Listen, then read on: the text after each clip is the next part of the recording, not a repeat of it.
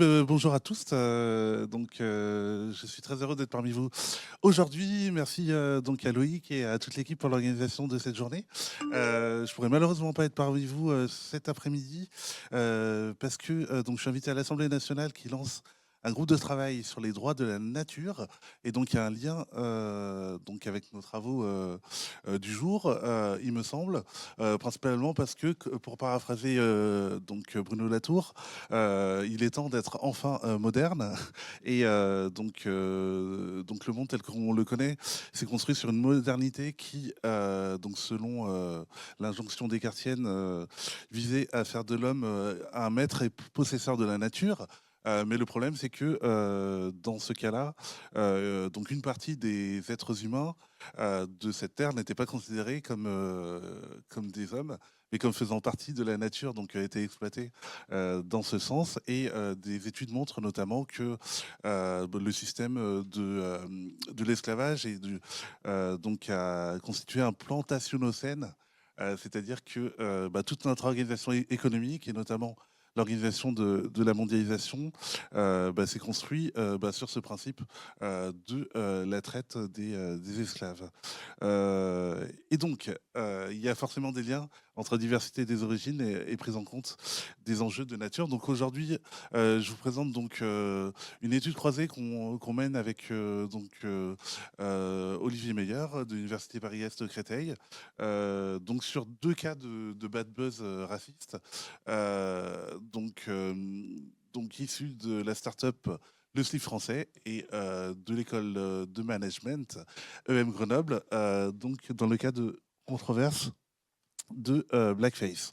Euh, euh, Ok, diversité des origines, donc c'est devenu une thématique incontournable depuis 2000, dans le contexte du développement de la mondialisation. Donc les entreprises, les organisations se sont rendues compte qu'il fallait prendre en compte cette question de la diversité dans un contexte d'internationalisation pour mieux vendre, mais aussi pour mieux intégrer, recruter et être performant, efficace dans ce cas-là. Et à partir de là, il y a quand même des ambivalences entre des discours et les pratiques des organisations. C'est une prise en compte de cette thématique qui est relativement jeune du point de vue de l'histoire. Et on le voit depuis 102 jours maintenant, ou 101 jours. Ouais. Donc l'arrivée de Trump donc au pouvoir aux États-Unis a constitué une grosse remise en question de la question de la diversité et de l'inclusion, et notamment avec Olivier Meyer, on a signé une tribune récemment dans les Échos pour dénoncer les pratiques de ces grandes entreprises qui sacrifient donc la diversité et l'inclusion sur l'autel du Trumpisme. Et donc la problématique à partir de là, c'est savoir comment les organisations françaises réagissent au bad buzz raciste et quelles limites cela révèle quant à leur engagement en faveur de la diversité des origines. Et donc l'enjeu, c'est analyser comment des organisations françaises, donc une institution académique, peut gérer des bad buzz liés à des comportements ou à des représentations racistes. Euh, en termes de cas théoriques, donc il y a le cas théorique de gestion de crise, donc on va s'intéresser à la gestion des bad buzz. Le cas théorique qui nous réunit aujourd'hui sur les thématiques de diversité, d'inclusion organisationnelle, et donc notamment des travaux qui montrent que donc l'inefficacité des approches purement formelles de la diversité, que ce soit les trainings, les quotas, on peut en parler, constitue donc ont un impact ou non sur la transformation culturelle des sociétés. Et donc tous les travaux liés donc à la diversité, qui peut être un gage de performance des organisations. Et également, ce qui peut nous intéresser, donc les approches critiques des discours organisationnels, notamment les travaux de Bourdieu, avec les concepts d'habitus de reproduction. Et dans ce cas-là, donc les stéréotypes raciaux sont souvent ancrés dans des structures sociales difficilement remises en cause par des actions ponctuelles et par du diversity washing. Et ce qui est important à prendre en compte, c'est la spécificité du modèle républicain français, donc avec le refus des statistiques ethniques, la valorisation de l'universalisme, et donc un paradoxe de l'aveuglement à la colère. Stéphane Ginocchio pourra expliquer ça, mais mon cerveau me pousse à changer les slides sur mon ordinateur et pas sur le, euh, pas sur la télécommande, mais je laisserai Stéphane expliquer tout à l'heure. Donc en termes de méthodologie, deux études de cas comparatives, le SLIF français et EM Grenoble, qui ont été deux organisations françaises confrontées donc à des controverses similaires. Voilà, principalement, on va en parler rapidement. Le SLIF français, je pense que vous aviez suivi. C'est une start-up française qui vend des sous-vêtements. À partir de là, qui avait été pointé donc en 2019 du fait de son manque de diversité dans son équipe, à partir de la photo, des photos prises en interne. Nouvel an 2020, il y a des vidéos qui circulent d'employés du SLIF français qui étaient donc à une soirée Saga Africa ou je ne sais plus comment ça s'appelait, mais en tout cas des employés qui portaient des déguisements offensants et des blackface. Donc ça a provoqué une indignation collective, des réactions virales. Le grand public a demandé à ce qu'il y ait des sanctions. Et donc l'entreprise a réagi rapidement, donc avec des excuses publiques rapides, une sensibilisation en interne et un engagement renforcé. Donc à grands cris de communiquer en faveur de la diversité, mais avec des conséquences, donc une perte de confiance temporaire et l'amélioration de leur politique interne. Ce qui peut être positif. Et deuxième bad buzz, c'était fin 2024, donc à l'école de management de Grenoble, pendant donc la campagne pour le vote du bureau des élèves, une soirée étudiante avec des blackface et des chants, des comportements racistes. Donc à partir de là, il y a eu une condamnation publique. Il n'y a pas eu, ils n'ont pas été autant dans la sauce que le SLIF français. Donc il n'y a pas eu de grosses réactions non plus. Donc ça a été globalement contenu. Et donc avec une réaction rapide de l'école, des sanctions disciplinaires immédiates, des initiatives éducatives. Donc, ils ont annoncé qu'ils lanceraient des initiatives éducatives en faveur de la diversité, de l'inclusion, on sortait les violons. À partir de là, c'est important et on souhaite aller voir sur place, notamment voir ce qui a réellement été fait. En tout cas, pour l'organisation, ils ont réagi rapidement, ils ont mis en place des mesures préventives.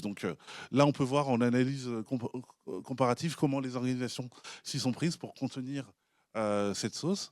À partir de là, des excuses publiques, des sanctions, une sensibilisation. Et donc, à partir de là, leur image est améliorée. Ils peuvent aligner leur stratégie sur ces valeurs. Une leçon pour les organisations, donc c'est important de prévenir ces enjeux, notamment via des formations internes, des politiques claires de communication,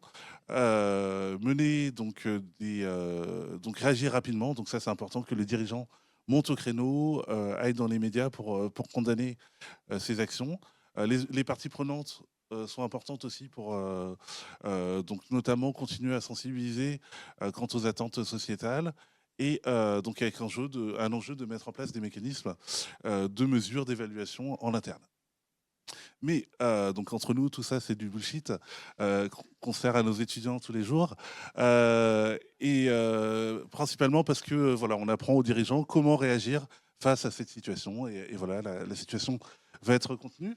Et donc, j'ai préparé des slides. En fait, je voulais transmettre le support à Loïc avant minuit, mais il se trouve que hier, c'était le match du PSG, donc j'ai pas pu terminer avant minuit. Donc, je pourrais faire parvenir les slides complètes à ceux qui le souhaitent. Mais en tout cas, je voulais vraiment aborder cette question sous l'angle bourdieusien et notamment montrer que, au final, ces bad buzz sont révélateurs de domination sociale.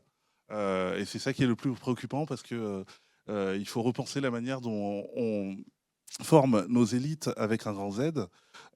Et donc, à partir de là, on est vraiment dans des situations d'habitus et d'entre-soi de classe dominante, donc avec un racisme décomplexé et de plus en plus décomplexé, malheureusement, donc humoristique, légitimé dans les cercles élitistes, donc notamment les startups de la Startup Nation, les grandes écoles. Donc une violence symbolique à partir de là, donc une domination présentée comme de la normalité à travers des chants, des déguisements coloniaux que peuvent être les blackface, donc une reproduction sociale, des mécanismes qui se reproduisent socialement. Donc c'est pas pour rien, à mon avis, qu'on va retrouver ces blackface dans des startups. Et également dans des écoles de commerce.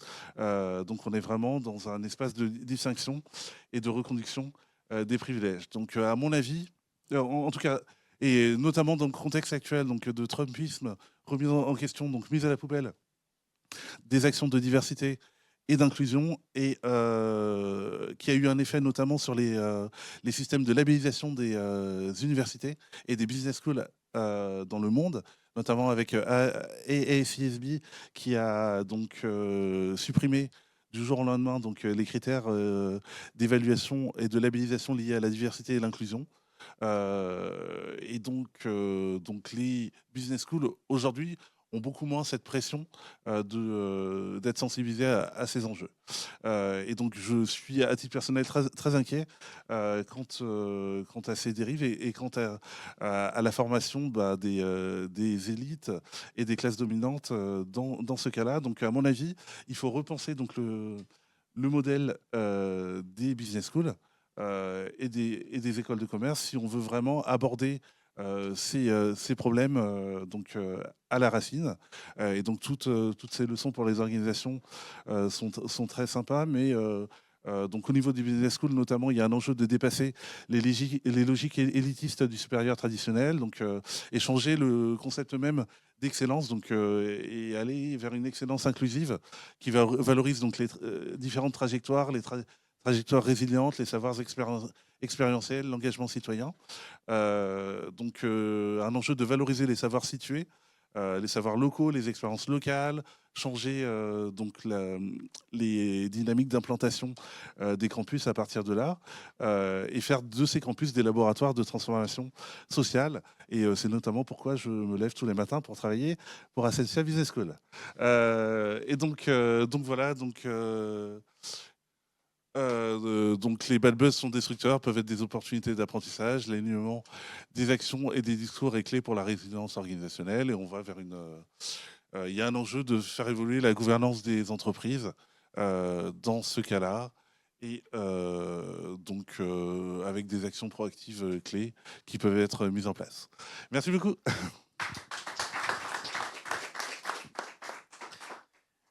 Merci Christian pour cette présentation. Alors, je pense qu'il y a des questions dans la salle.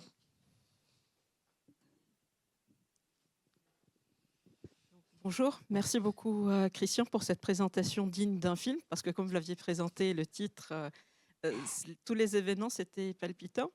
Je suis très intéressée par les conclusions auxquelles vous êtes arrivés. Moi-même, je suis au niveau en termes de stratégie, tout ce qui est travail en amont, fonctionnement et prévention, c'est quelque chose que j'encourage toujours dans mes travaux. Je vous rejoins sur la nécessité de cet espace-là. Mais vu la délicatesse du sujet de la diversité des origines, éthique et surtout la diversité, que pensez-vous, ou est-ce que cet espace-là, s'il est pensé en amont, est-ce que, ça pourrait créer ou cloisonner le sujet à une perception particulière, et de deux, est-ce que ça ne pourrait pas créer plutôt un sujet de tension, de méfiance, voire même de tabou, si on est limité dans le cadre d'une pensée particulière? Merci. Oui, merci beaucoup Maï pour votre question. Pour ma part, je pense que tout à l'heure notre intervenante qui a présenté la keynote parlait de fatigue liée à la diversité, et donc une des conséquences. Je pense une des conséquences, une des origines de la violence montrée par Trump et ses équipes vis-à-vis de la diversité et de l'inclusion vient de cette fatigue de la diversité et peut-être de la manière dont ont pu être mises en place des mesures liées donc à la discrimination positive. Je pense qu'on doit mener donc des études sur cette mise en place et regarder les choses en face, voir en effet si, comment les choses ont été abordées, si elles ont été bien abordées, si toutes les parties prenantes ont été donc sollicitées pour une réflexion collective et donc une co-construction d'actions donc inclusives dans ce sens, ou si par contre, si à la différence ces mesures n'ont pas été imposées dans une approche euh, up to bottom et dans un contexte d'injonction, enfin de politique injonctionnelle néolibérale. Donc à mon avis, il y a tout un travail collectif à mettre en place sur lié à donc la prise en compte de la différence de l'altérité et donc à mon avis donc les actions de sensibilisation ne sont pas suffisantes et à mon avis on doit repenser le logiciel sociétal et c'est notamment pour ça que je travaille sur la question de la nature du vivant vivant dans les organisations, prise en compte du vivant dans les organisations, parce que, à mon sens, c'est vraiment de par ce lien avec le vivant et la reconnaissance du lien avec le vivant, d'une nécessaire coopération avec le vivant qu'on va s'ouvrir à l'altérité.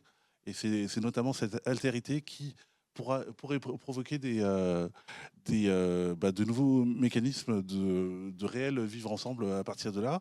Et c'est notamment pour ça que je milite pour l'enseignement dans et par la nature. Dès le plus jeune âge, parce que c'est vraiment cette éducation à l'altérité qui pourrait faire évoluer la société. Mais quant aux actions de sensibilisation, je pense qu'elles sont forcément un peu limitées dans ce contexte, mais elles sont nécessaires. Ouais. Nécessaires, mais non suffisantes, comme dirait l'autre. Merci beaucoup. Alors, encore le temps pour une question. Merci beaucoup pour votre intervention. Et par ailleurs, c'est intéressant parce que ça fait écho à un entretien que j'ai fait pour mon terrain. Alors, en l'occurrence, la personne n'était pas à l'EM, mais dans une autre école de commerce.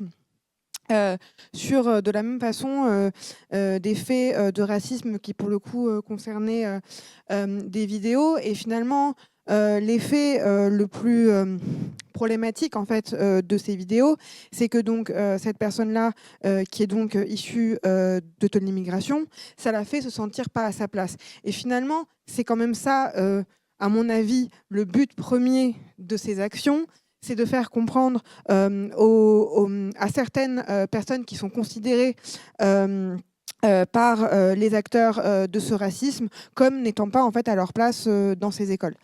Et je pense que c'est crucial. Et par ailleurs, je partage ce sentiment que la prévention, c'est pas assez.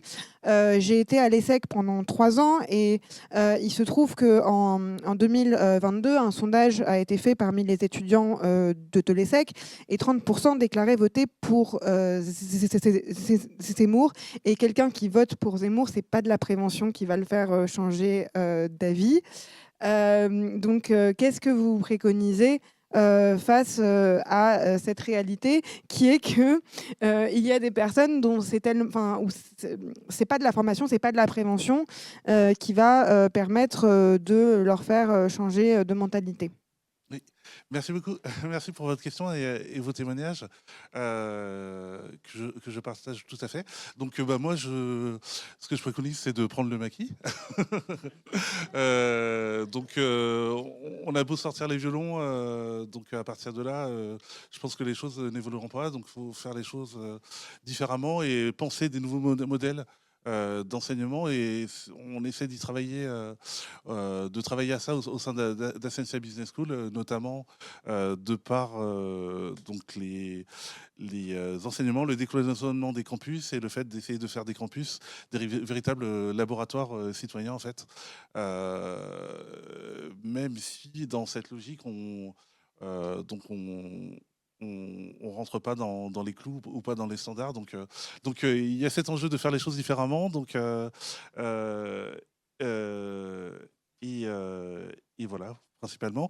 Et donc, à partir de là, ça ne veut pas forcément dire de s'opposer donc aux logiques et à la société. Donc, comme dirait Aurélien Barraud, dans ce cas-là, en paraphrasant Jean Genet, donc à partir de là, je pense qu'il faut donc prendre les manières des dominants, donc montrer aux dominants qu'on a intégré tout leur code dans une logique d'excellence pour imposer donc une nouvelle excellence, une excellence qui soit tout à fait inclusive et qui intègre tout un chacun, quel qu'il soit, quelle que soit son origine, son bagage. Et on travaille notamment sur la question de la neurodiversité et quel que soit aussi ses schémas de pensée et d'enseignement. Et par rapport à ça, j'invite à s'intéresser également aux travaux de Twambona, donc d'Enetem Twambona,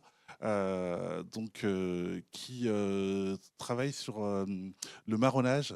Donc ces esclaves qui s'étaient enfuis des plantations en fait pour créer leur propre monde et leur propre communauté. Donc au final, et on est entre nous, j'invite à un véritable marronnage.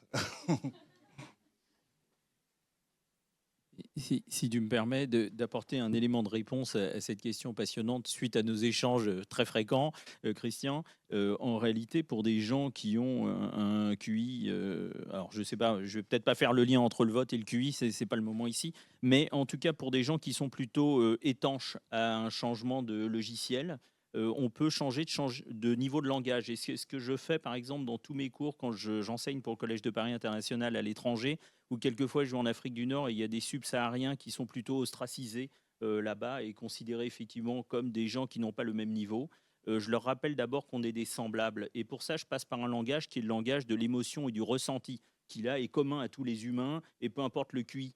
Et je les fais par exemple se sauter les uns sur les autres. Alors j'exprime, hein, c'est pas non plus du trampoline, c'est simplement se mettre debout, croiser les bras, fermer les yeux et de se laisser partir en arrière sur l'autre qui retient. Et on ressent la confiance. Et il se trouve que tout le monde se mélange en ressentant la confiance interpersonnelle. Et là, on fait tomber les tabous de ceux qui réfléchissent avec des mauvais logiciels, parce qu'en réalité, on revient à leur cerveau reptilien qui, lui, ressent directement la confiance et bypasse tout le reste. Et c'est là où on ouvre un peu les chakras, on crée une certaine porosité, on va pouvoir rentrer des biais dynamiques et leur faire changer ce que ma grand-mère appelait les mauvaises habitudes, en tout cas les mauvais schémas de pensée, et de les faire évoluer, parce qu'en réalité, on parle d'une évolution de l'état primitif à un état civilisé, et on ouvre la porte pour ça. Voilà, c'était pour répondre à votre question pratico-pratique, et suite à nos échanges, Christian, excuse-moi, j'ai été alors. Merci beaucoup pour cet échange.